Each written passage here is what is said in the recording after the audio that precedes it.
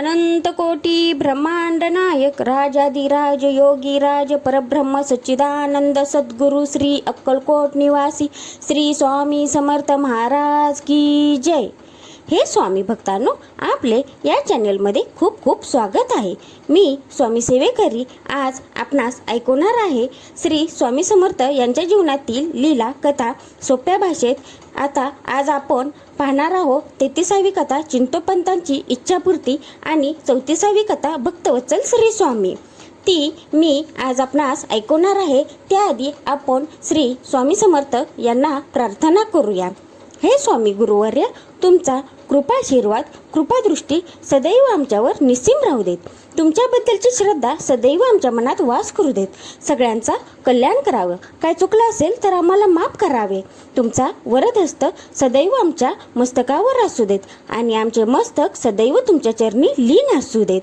हे स्वामी भक्तांनो, आपण या चॅनेलला लाईक कमेंट शेअर सबस्क्राईब जरूर करावे आणि कमेंट्समध्ये श्री स्वामी समर्थ हे जरूर लिहावे। चला तर आपण ऐकूया 33वी कथा चिंतोपंतांची इच्छापूर्ती कशी झाली ते। श्री स्वामी समर्थ हे आपल्या प्रिय भक्तांची मनोकामना नेहमी पूर्ण करीत असत। या गोष्टीची प्रचिती सेवेकरांना वारंवार येत असे। श्री स्वामी अक्कलकोटमध्ये 21 वर्ष राहिले। या काळात त्यांनी भक्तांच्या लहान मोठ्या असंख्य मनोकामना पूर्ण केल्या। श्री स्वामी साक्षात श्री गुरुदेव दत्तांचे अवतार। त्यांना जगात अशक्य ते काय असणार। अक्कलकोटात श्री स्वामींचे निस्सीम भक्त सेवेकरी चिंतोपंत अप्पा टोळ हे होते।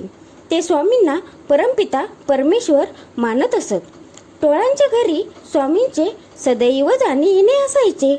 जर त्यांच्या घरी एखादा धार्मिक कार्यक्रम असला तर मग टोळ स्वामींना हमखास आग्रहाचे आमंत्रण देत असत। एकदा टोळांच्या घरी एक धार्मिक कार्यक्रम होता। त्यासाठी टोळांनी स्वामींच्याकडे जाऊन नम्रपणे आमंत्रण दिले होते। कार्यक्रमाच्या दिवशी स्वामी टोळांच्या घरी आले। स्वामी टोळांच्या घरी येणार आहेत असे समजताच तेथे भक्तांची मोठी गर्दी जमा झाली। प्रत्येक सेवेकऱ्याने श्री स्वामींचे दर्शन घेतले। टोळांच्या घरी यथासांग धार्मिक कार्यक्रम पार पडला। टोळांनी स्वामींना भक्तिभावाने पाटावर बसवले आणि त्यांची गंध पुष्पे वाहून त्यांच्या गळ्यात फुलांची माळ घालून पूजा केली। मनोभावे त्यांची आरती केली। आरतीनंतर तीर्थप्रसादाचा कार्यक्रम पार पडला। श्री स्वामी पाटावर बसलेले असतानाच टोळ त्यांच्यासमोर हात जोडून बसले। स्वामींना त्यांनी विनंती केली। ते म्हणाले, महाराज, आपल्या या लेकराच्या मनात एक इच्छा निर्माण झाली आहे। ती इच्छा अशी आहे की आपल्या पायांच्या पवित्र पादुका मला मिळाव्यात। त्या पादुकांची माझ्या हातून नित्य पूजा व्हावी। आपल्या कृपेने तेवढे भाग्य मला लाभू द्या। स्वामींनी तथास्तु म्हणले आणि निघून गेले। स्वामी निघून जाताच टोळांच्या कुटुंबियांनी पूजेची आवरासावर केली। स्वामी ज्या पाटावर बसले होते त्या पाटावरही खूप सारी फुले आणि हळदी कुंकू अक्षता होत्या। त्या काढताच पाटावर पिवळ्या रंगाची स्वामींची पाऊले उमटलेली होती। टोळांनी धावत येऊन बघितले तर खरोखरच पाटावर पादुका उमटलेल्या होत्या।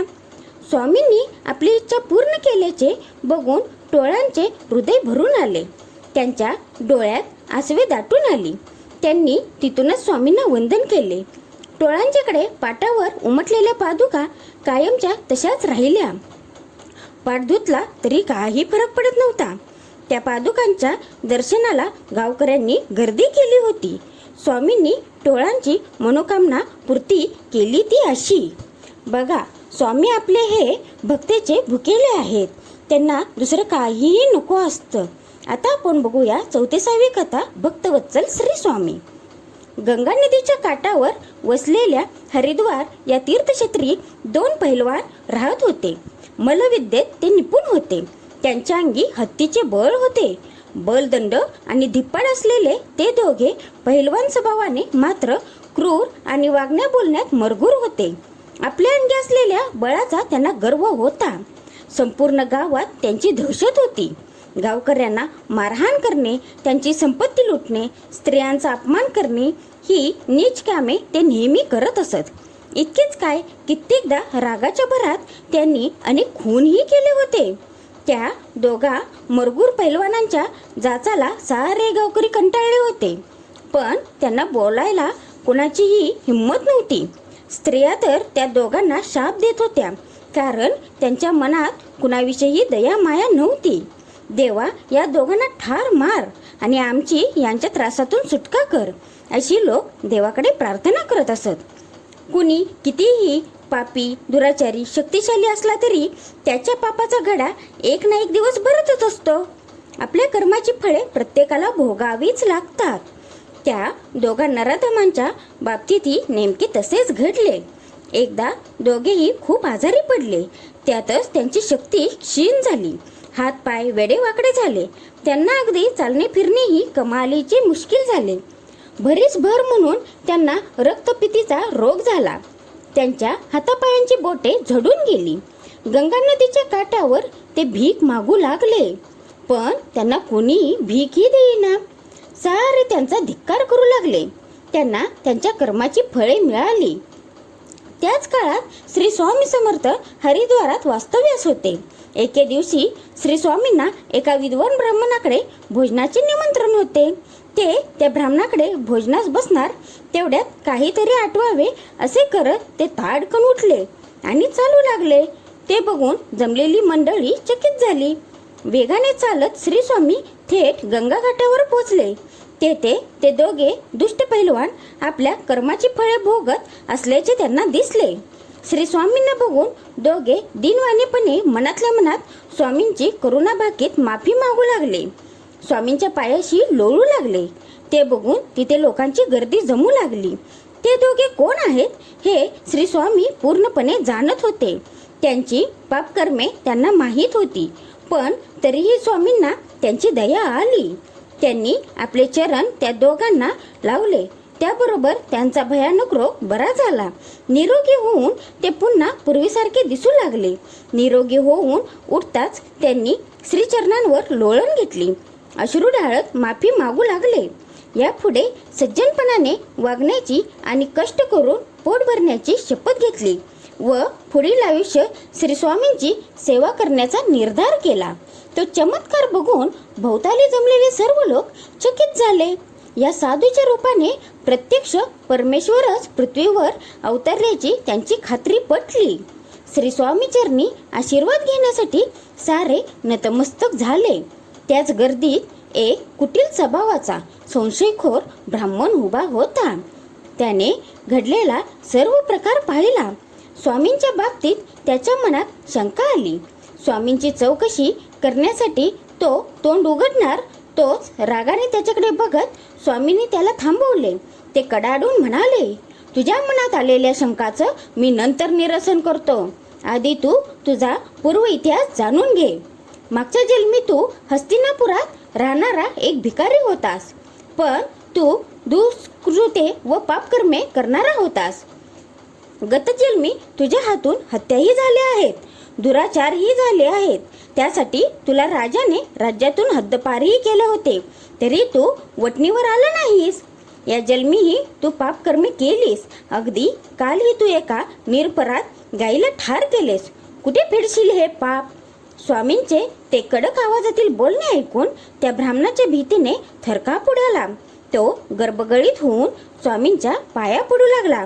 हा प्रकार बघून लोकही संतापले. त्यांनी त्या ब्राह्मणाला घेराव घातला. श्री स्वामी सर्व लोकांना आणि त्या दृष्ट ब्राह्मणाला घेऊन त्याच्या घरी गेले.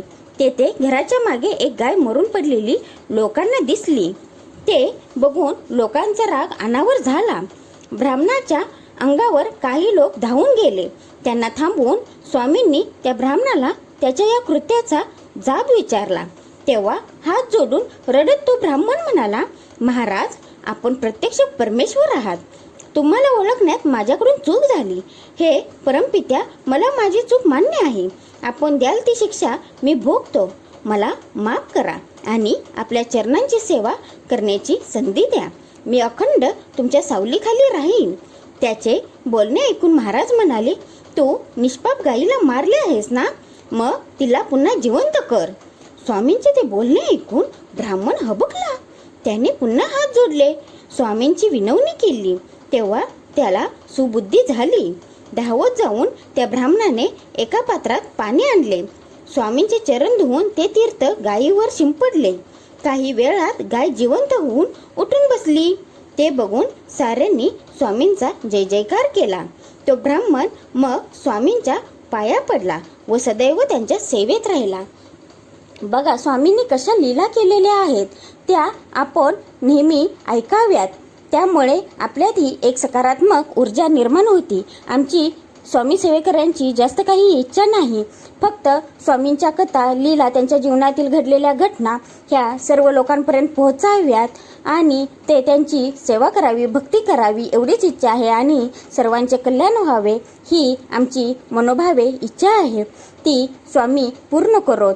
त्याचबरोबर आपण आपल्या नातेवाईकांना, मित्रमंडळींना ही शेअर करावी. त्यामुळे तुमच्याकडून ही सेवा घडण्यात येईल आणि त्याचे लाभ, अनुभूती तुम्हालाही चांगल्या प्रकारे मिळतील हे मी तुम्हाला आवर्जून सांगते. त्याचबरोबर श्री स्वामी समर्थ हा षडाक्षरी मंत्र हा आपण चालता, बसता, उठता, फिरता सदैव आपल्या मुखात असू देत. श्री स्वामी समर्थ म्हणणे काही अवघड नाही. ते तुम्ही सदैव म्हणू शकता. मनातल्या मनात म्हणा, कोण नसेल तर मोठ्यांनी म्हणा, पण ते तुम्हालाच लाभदायक आहे. 6 लाखाचे श्री स्वामी समर्थ जप तुमच्या मुखातून गेले तर त्याची अनुभूती तुम्हाला भरपूर म्हणजे भरपूर, मला सांगताही येणार नाही एवढी तुम्हाला मिळेल. जे ते म्हणजे हे पण करतात, परीक्षा पण घेतात, पण त्यात उत्तीर्ण होणं, त्यांची श्रद्धा ढळू द्यायची नाही कधीसुद्धा, त्यांच्यावर पूर्ण विश्वास ठेवायचा हे मी तुम्हाला आवर्जून सांगते.